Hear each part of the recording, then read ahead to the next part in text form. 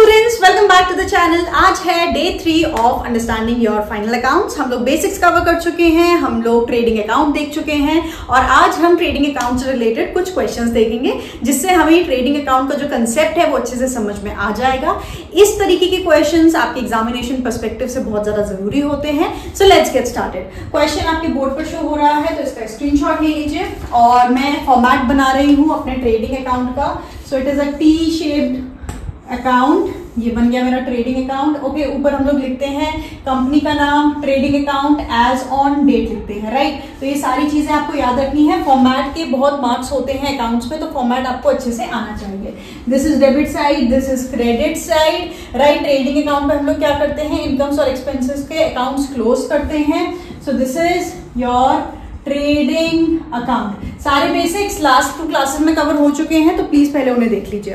Okay, stock as on 1 अप्रैल 2018, यानी कि ये है ओपनिंग स्टॉक। ओपनिंग स्टॉक है हमारा 10,000 रुपए का। हमें पता है ओपनिंग स्टॉक यहाँ आता है, तो मैं यहाँ पर दिखा रही हूँ opening stock, right. Opening stock कितने का है हमारा, 10,000 रुपीज का है हमारा ओपनिंग स्टॉक। उसके बाद है सेल्स, रिटर्न एंड सेल्स। अब हमें पता है सेल्स यहाँ पर आती हैं, तो यहाँ पर आ जाएगी हमारी सेल्स, राइट। सेल्स कितने की हैं हमारी, 4 लाख की हमारी सेल्स हैं, राइट। और सेल्स रिटर्न इसमें से माइनस कर देंगे। हमारी सेल्स रिटर्न कितने की है, 5,000 की हमारी सेल्स रिटर्न है। तो हमारी नेट सेल्स की वैल्यू कितनी आ जाएगी, 3,95,000, राइट। तो ये आ गया 3,95,000। ओके, तो ये है नेट सेल्स की वैल्यू। नेट सेल्स का कंसेप्ट मैंने आपको पिछली क्लास में समझाया था। Okay, wages. वेजेस क्या ये डायरेक्ट होती हैं, बिल्कुल डायरेक्ट होती हैं, लेबर्स को दी जाती हैं। लेबर्स को पैसे दिए बिना प्रोडक्शन पॉसिबल ही नहीं है, इसीलिए वेजेस डायरेक्ट कॉस्ट होती हैं, डायरेक्ट एक्सपेंस होती हैं और इसीलिए ये आती हैं आपके ट्रेडिंग अकाउंट में। तो यहाँ पर आ जाएंगे आपकी वेजेस। मैं थोड़ी सी जगह छोड़ रही हूँ क्योंकि अभी तक हमारी परचेजेस नहीं आई हैं। वेजेस हैं 11,000, तो यहाँ पर आ गई वेजेस 11,000। ओके, अब आ गए purchases and purchase return. Purchases हैं 2 लाख रुपए की, तो परचेजेस 2 लाख, राइट। और इसमें से माइनस कर देंगे परचेज रिटर्न, क्योंकि हमें क्या चाहिए, नेट परचेज की वैल्यू, यानी कि फाइनल परचेजेस। हमारी परचेज रिटर्न है 2,500, सो यहाँ से माइनस हो जाएगा 2,500। This will give you 1,97,500 rupees, right. Okay, उसके बाद है हमारा कैरियज इनवर्ड। अब मैंने आपको बताया था जिस भी एक्सपेंस के आगे वर्ड लिखा होगा इनवर्ड, यानी कि वो सामान फैक्ट्री में लाने के लिए या बिजनेस में लाने के लिए खर्चा किया जा रहा है। अब क्योंकि सामान जब तक बिजनेस में आएगा नहीं तब तक बिजनेस हो नहीं सकता है, इसीलिए इनवर्ड वाले सारे एक्सपेंसेस को डायरेक्ट एक्सपेंस माना जाता है। तो कैरियज इनवर्ड किस में आएगा, ट्रेडिंग अकाउंट में आएगा। So this is carriage inwards, right. Carriage inwards कितने के हैं हमारे, 1,500, 1,500, ये आ गया 1,500। Okay, carriage outward. Carriage outward word जिसके आगे होगा हम मानेंगे कि वो सेल्स से रिलेटेड है, राइट, सेलिंग एंड डिस्ट्रीब्यूशन से रिलेटेड है। ये सारे खर्चे इनडायरेक्ट माने जाते हैं, तो ये जाते हैं प्रॉफिट एंड लॉस अकाउंट में। तो कैरियज आउटवर्ड आपके ट्रेडिंग अकाउंट में नहीं आएगा। उसके बाद है फ्रेट इनवर्ड्स। अगेन वर्ड क्या आ रहा है, इनवर्ड, यानी कि सामान मंगवाते वक्त लगा है, तो ये भी क्या होगा, डायरेक्ट एक्सपेंस। तो यहां पर आ गया हमारा फ्रेट इनवर्ड। कितने का है, 2,500 का है हमारा फ्रेट इनवर्ड। और इस तरीके से हमारा ट्रेडिंग अकाउंट पूरा हो गया है। चलिए कैलकुलेशंस कर लेते हैं, राइट। अब पहले देख लेते हैं भाई टोटल एक्सपेंसेस कितने आ गए हमारे पास। पहले है 10,000 प्लस 1,97,500 प्लस 11,000 प्लस 1,500 प्लस 2,500। तो ये आ गया आपके पास 2,22,500 रुपीज के हमारे टोटल एक्सपेंसेस हैं। डायरेक्ट एक्सपेंसेस कितने के आ रहे हैं, 2,22,500। अब देख लेते हैं भाई सेल से हमारे पास कितना पैसा आया है। तो सेल से हमारे पास आया है 3,95,000। तो डायरेक्ट हमारे एक्सपेंसेस कितने आ रहे हैं, 2,22,500 और हमारा आपकी इसकी वैल्यू कितनी आ रही है, 3,95,000 की इसकी वैल्यू आ रही है। तो अब हम सिंपली क्या कर देंगे, वेट, एक चीज मेरे से रह गई, इसमें क्लोजिंग स्टॉक गिवन होगा, बिल्कुल गिवन है, 20,000 का क्लोजिंग स्टॉक है, मैंने वो नहीं दिखाया है। क्लोजिंग स्टॉक यहां पर आता है। So this is closing stock 20,000 20,000 rupees का है हमारा क्लोजिंग स्टॉक है। यहाँ पर लिख देती हूँ 20,000 का है हमारा क्लोजिंग स्टॉक। अब इन दोनों साइड का भी टोटल कर लेते हैं, तो ये आ जाएगा 3,95,000 प्लस 20,000, राइट। ये आ गया हमारे पास 4,15,000, राइट। 4,15,000 की हमारी टोटल हम लोग ये साइड दिखा रहे हैं और ये हम लोग दिखा रहे हैं 2,22,500। तो अब आपके पास क्या आ जाएगा, अब आपके पास आ जाएगा ग्रॉस प्रॉफिट या ग्रॉस लॉस। सेल्स ज्यादा है तो हमारे पास क्या आएगा, ग्रॉस प्रॉफिट। तो यहाँ पर मैं दिखा रही हूँ ग्रॉस प्रॉफिट कितने का होगा, 4,15,000 माइनस 222,500, तो ये हमारे पास आ गया 1,92,500, राइट। 1,92,500 का हमारे पास आ गया है ग्रॉस प्रॉफिट या फिर बैलेंसिंग फिगर। अब अगर ये वाली साइड छोटी होती, ये वाली साइड बड़ी होती, तो हमारे पास क्या आ जाता, ग्रॉस लॉस आ जाता, क्योंकि बैलेंस यहाँ पर आता। तो ये सिंपल सा हमने क्या बना लिया है, ट्रेडिंग अकाउंट बना लिया है। चलिए अब इसमें से कुछ इंपॉर्टेंट टर्म्स देख लेते हैं, राइट। अब अगर मैं आपसे कहूं रॉ मटेरियल कंज्यूम, यहाँ पे मैं एक छोटा सा बॉक्स बना रही हूँ, ट्रेडिंग अकाउंट बन चुका है, हम यहाँ पे जो बाद में आपके क्वेश्चंस आ सकते हैं वो कैलकुलेट कर रहे हैं। रॉ मटेरियल कंज्यूम कि भाई टोटल रॉ मटेरियल कितना कंज्यूम हुआ है, तो आप क्या करेंगे, opening stock plus net purchases minus closing stock, तो आपके पास क्या आ जाएगा, रॉ मटेरियल कंज्यूम, राइट। तो ओपनिंग स्टॉक कितना है हमारे पास, 10,000 का हमारा ओपनिंग स्टॉक है। नेट परचेजेस कितनी है, 1,97,500 की। क्लोजिंग स्टॉक कितने का है, 20,000। तो चलिए कैलकुलेशंस कर लेते हैं हम लोग।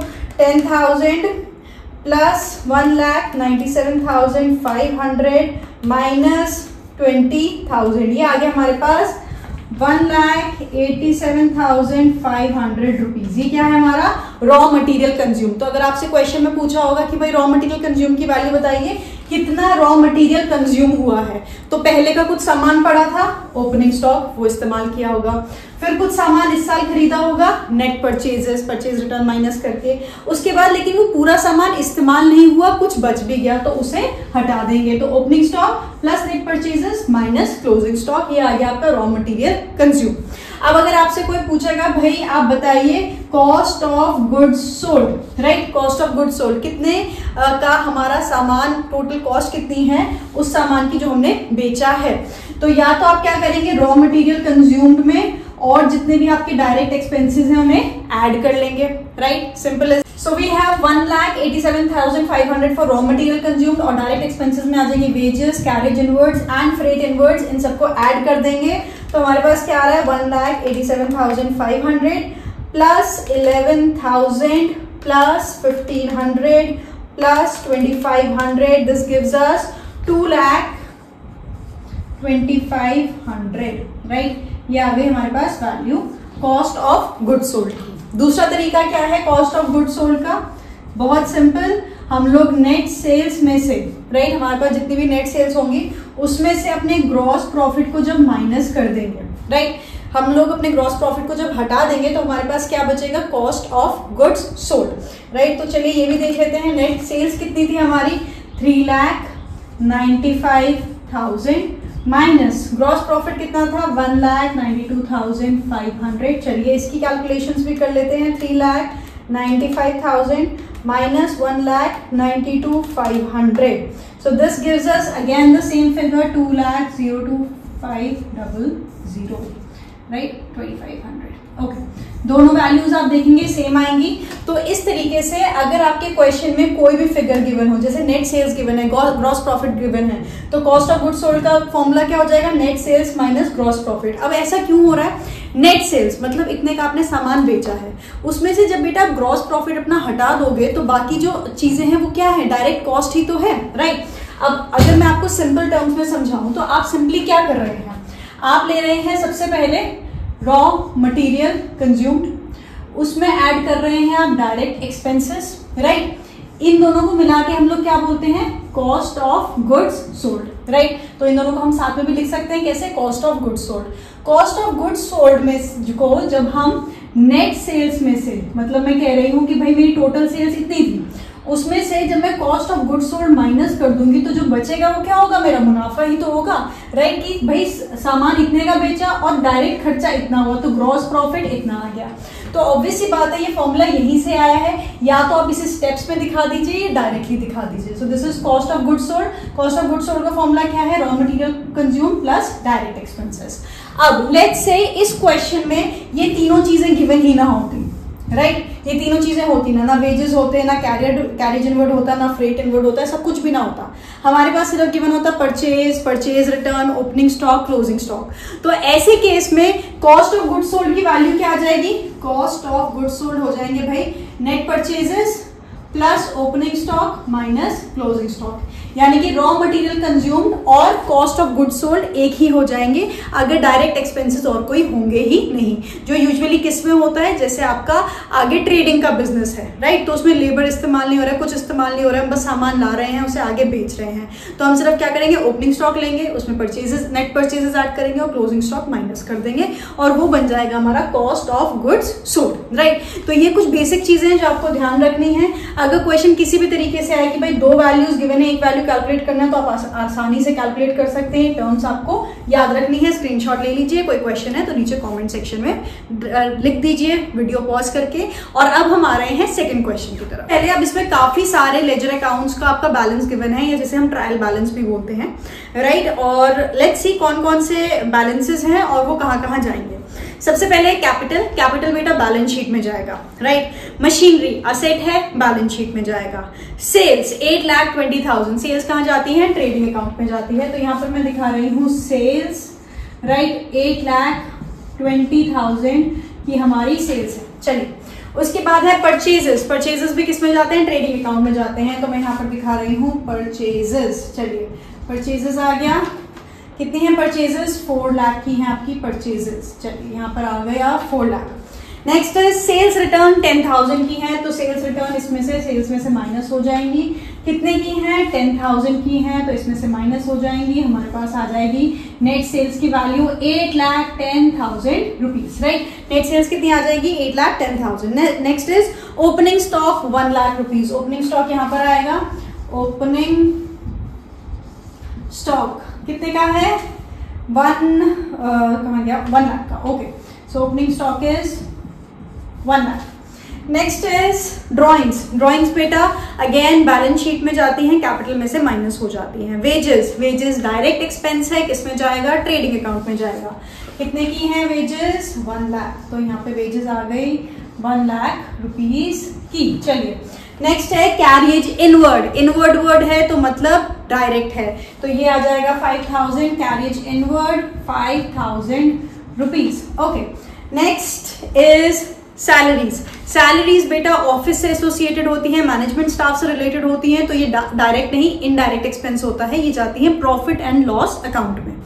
जनरल एक्सपेंसेस अगेन इसे आप चाहें तो वैसे ट्रेडिंग में भी लिख सकते हैं, लेकिन हम लोग इसे किसमें मानते हैं, पीएनएल अकाउंट में डालते हैं।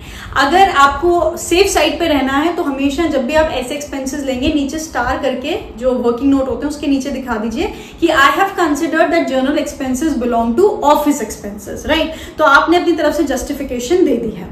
नेक्स्ट इज रेंट बेटा, रेंट वर्ड जो है वो यूजुअली फैक्ट्री वगैरह से रिलेटेड माना जाता है। लीज वाला जो वर्ड है वो किस पे माना जाता है, जैसे यहाँ पे लिखा होता rent given for office lease या समथिंग लाइक दैट, तो हम रेंट को मान के चल रहे हैं कि वो डायरेक्ट एक्सपेंस है। तो मैं यहाँ पर दिखा रही हूँ आपका रेंट कितना है आपका 50,000 रुपीज, तो ये आ गया यहाँ पर। Next is purchase return. अब परचेज रिटर्न यहाँ से माइनस हो जाएगा, कितने की है परचेज रिटर्न 5,000, तो नेट परचेजेस की वैल्यू कितनी आ गई 3,95,000, राइट। यही वैल्यू आएगी, बिल्कुल यही वैल्यू आएगी। नेक्स्ट इज डेटर्स हमारे कहाँ जाएंगे, बैलेंस शीट में जाएंगे। कैश असेट होता है, कहाँ जाएगा, बैलेंस शीट में जाएगा।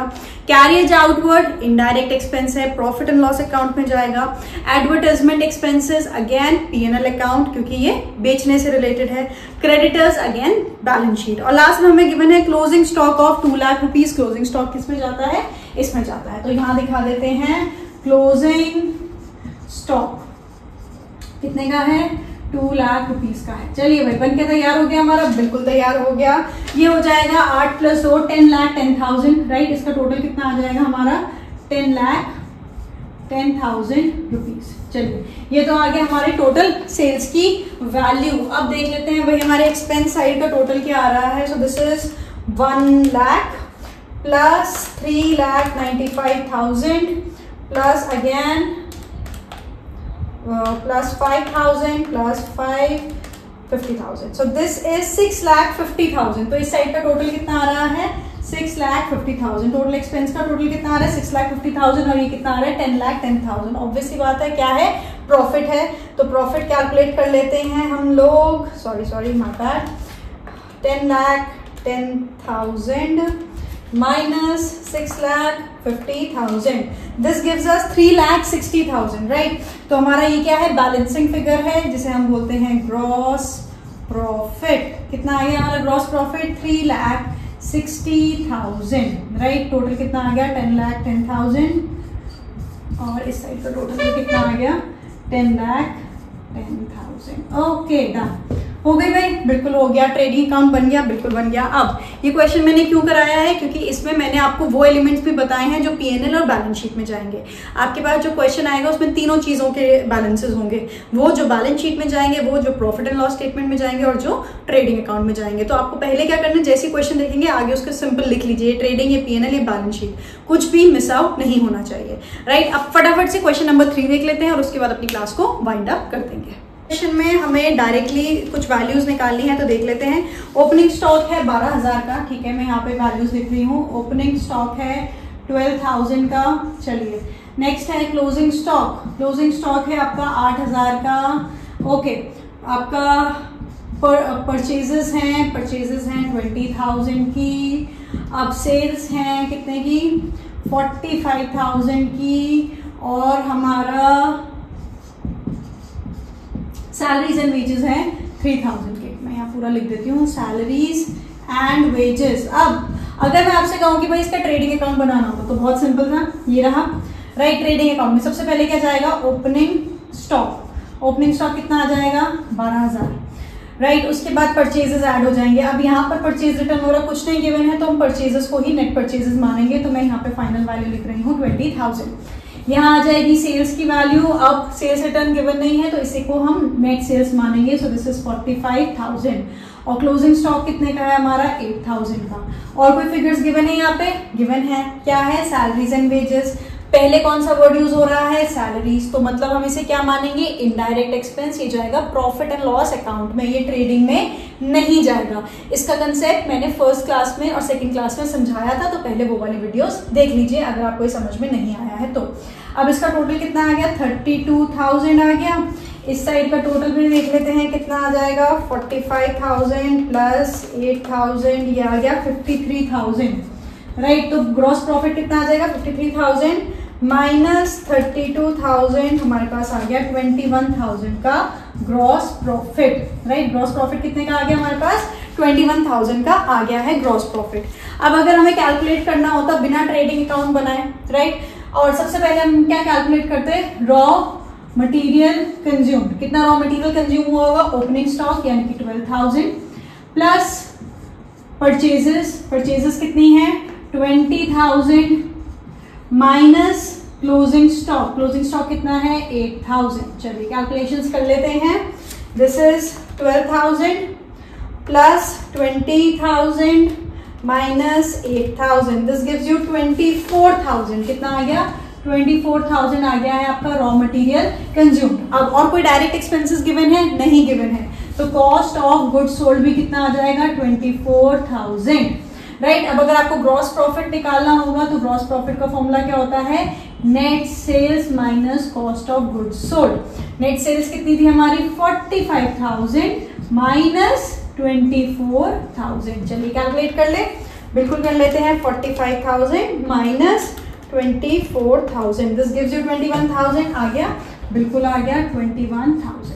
तो इस तरीके से आप ट्रेडिंग अकाउंट भी प्रिपेयर कर सकते हैं और बिना ट्रेडिंग अकाउंट बनाए भी ग्रॉस प्रॉफिट या ग्रॉस लॉस कैलकुलेट कर सकते हैं।